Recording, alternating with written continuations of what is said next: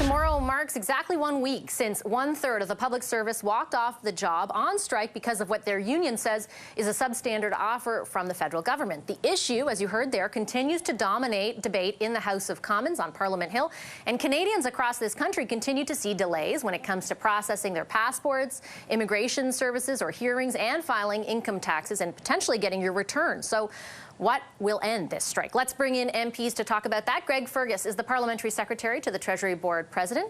Conservative Treasury Board critic Stephanie Kusie is here, and NDP Finance critic Daniel Blakey is as well. Hi, everybody. Great to see you tonight. Thank you very much for making the time for this.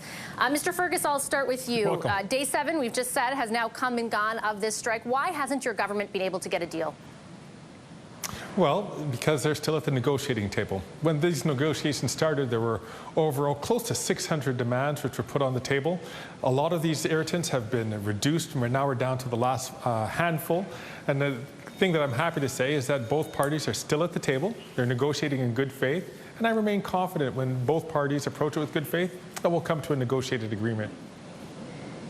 Specifically on your level of confidence, I want to drill down on the wage issue, because that seems to be the primary sticking point, if not one of the two primary sticking points. Could your government afford more than a 9% raise if you hadn't contracted out so much of the services that the public service do, and at the same time increase the size of the public service? Could you afford the raise they're asking for if you hadn't done all of that? Well, look, this is what we had to do. We were caught in an unusual time. As a matter of fact, it was an unparalleled times that we've had in over a century. We had a pandemic. And I'm really proud to say how the public service had stepped up to the plate and was able to provide Canadians with the support that they needed and the services they needed to get us through the pandemic. Now we're at a stage where we have to take a look at how the public service is going to be going forward and under what size, and how it's going to be making sure that it's taking advantage of some of the great innovations that have happened during the pandemic. So we'll see what it goes. The 9% that we've offered didn't come just out of thin air. It was a recommendation by the Public Interest Committee, which is a committee that takes a look at the government's demands and, of course, of the Labour demands, and comes up with a fair figure. So we're starting with that figure, and that's where we're at the table. And like I said, people are negotiating in good faith. Respectfully, though, they made that figure, they came up with that determination that it was fair back at the beginning of February, I believe, so 2.5 months ago. Yet your government waited until just a few weeks ago to make that offer to the union. Does that not mean, or can you not understand how Canadians might see some culpability lying then with your government for the fact that we're in a strike now? Well, no, don't forget, it takes two to tango. We were ready to be at the negotiating table, and unfortunately, PSAC wasn't there. But when they did return to the negotiating table, things have been moving along at a good pace. Okay, we'll just point out that PIC determination was made at the beginning of February. I'll move on, though, to your colleague, Ms. Kusie. I've listened to you and your party criticize the government for allowing this strike to happen, but I wanted to ask you very specifically, do you support the union's position? Do you believe the federal public service is entitled to a 13.5% raise over 3 years? What we believe, Vassy, is that the fault of this strike rests completely on the shoulders of Justin Trudeau and his incompetent Liberal government. As you pointed out, they spent an additional $21 billion on the public service, in addition to 22 on outside consultants, and yet they weren't able to deliver services for Canadians. And now the Prime Minister has had 2 years to come to a negotiated agreement, and he failed to do that. So the strike that we see today is a result of the Prime Minister, his incompetence, and that it is his government. Respectfully, Ms. Kusie, I understand the questions for the federal government and their role here, but my question is specifically on your party's position.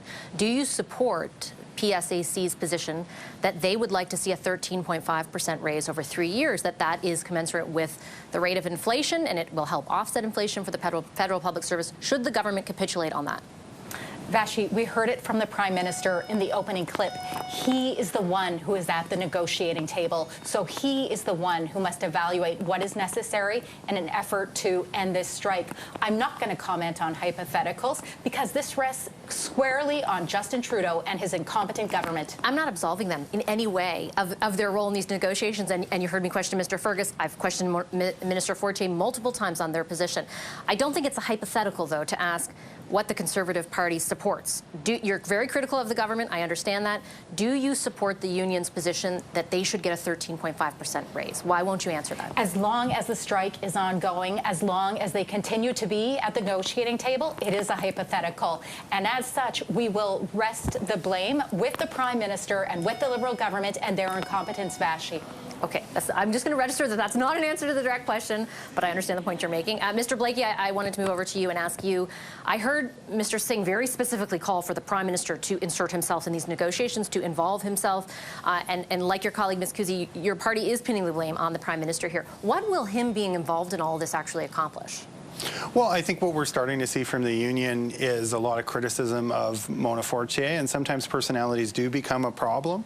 So our view is that the Prime Minister getting involved might help overcome some of the issues that we're starting to hear about from the other side in respect of their principal bargaining partner. For us, what's important in these negotiations is a principle that's important not just for public sector workers, but for workers across the economy. Because so often the federal collective bargaining is taken as a benchmark for the entire economy. We think this is one of the sites of a fight for all workers to see inflation recognized in the wage increases they're going to get out of their employers. And we think that if the government forces a settlement that doesn't recognize inflation, 3, and 3 doesn't recognize that there's been incredible inflation over the last year or so, that's going to become a problem for workers across the economy when they go to their employer to say they want to see inflation recognized in their salary. They'll say, well, not even federal public servants got that, so we're not prepared to go that high. But not everybody can afford recognizing the outsized impact of inflation, right? 9% is not nothing. It's not far, far away from 13.5%. I recognize that if you amortize inflation over the last 3 years, you'll arrive at 13.8%. How many people do you know that got a 13.8% raise? Inflation is not what it normally is, and it's heading back down. Isn't 9% fair, especially against the backdrop of a $40 billion deficit? Look, I would point to some really outsized corporate profits in a number of industries. And there are corporations that can afford to pay their workers more. That and we believe that workers shouldn't be the ones to have to settle for a permanently lower quality of life. And in order not to, they need to see their wages keep pace with the pace of inflation. But even when the government, I mean, a corporation that's making money is one thing, agreed. Mm-hmm. A corporation that's losing money, or a government that faces a $40 billion deficit, is that the same thing? I mean, this is why it's important for collective bargaining to take place in specific workplaces, because the circumstances of all companies aren't the same. In the case of the federal government, that's seen as a leader when it comes to setting benchmarks for wages across the economy. We think it's important not just for public civil servants here in Ottawa and across the country, but for workers across the economy, that the federal government lead by example and show that it is possible for Canadians to get wage increases that are commensurate with inflation or somewhere near, so that workers across Canada aren't being told by their government, you need to get ready for a permanent decrease in the quality of life because your salaries will never come up to have the purchasing power that they used to. Okay, I have time for one very quick final round, and I want to make sure I get everybody in. Mr. Fergus, I'm going to pick up right on Mr. Blakey's point. Does he have a point there? Is the government prepared to move from 9%, yes or no? Well, it's going to depend. I'm not at the negotiating table. I couldn't tell you exactly what are the things, but there are many elements which are going to lead to getting a deal. It's not only just on the issue of pay and compensation, but it's going to be under work conditions, pension benefits, ancillary health benefits. There's a whole bunch of stuff which is involved. So I think what you have to do is take a look at the package together. And look, right now, as everybody sees, when you're in negotiations, they're tough. That's what happens. But when people are at the table and they come to an agreement at the end, you'll stop hearing the hard words and you'll start seeing smiles and shaking hands, and we got to a deal that is reasonable for public workers and fair for Canadians. I didn't hear a no to moving off of 9%. Ms. Kuzi, your reaction to that? My reaction is that it's Canadians who are paying the price for this strike. They're not receiving their passports. They have loved ones that are further tied up in immigration processes.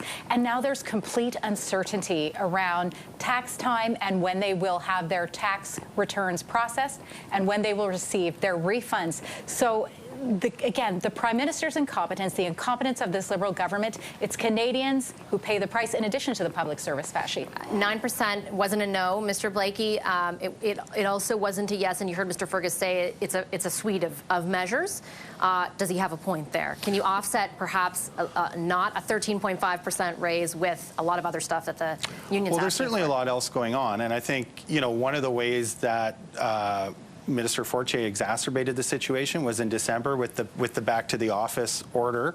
The government clearly wasn't prepared for that. We've heard stories about workers who came back to work to find that they didn't have a desk, they didn't have a computer. We know that during the pandemic there was a huge increase in the size of the civil service, but because of remote work, folks weren't always hired in the same city that their office is in. So for a number of workers, that means being ordered back to an office that isn't in the city that they live in. That's a major problem. So I think the government should show flexibility around work from home. That was not the tone they took in December. It was a very hard line about coming back to the office. If that's what's getting in the way of ending the strike and getting services back to being available for Canadians, I think the government should show flexibility on that point as a way of getting a deal. And that could include a longer rollout of getting workers to come back to the office. But if that's one of the impediments, I don't know, I'm not at the table.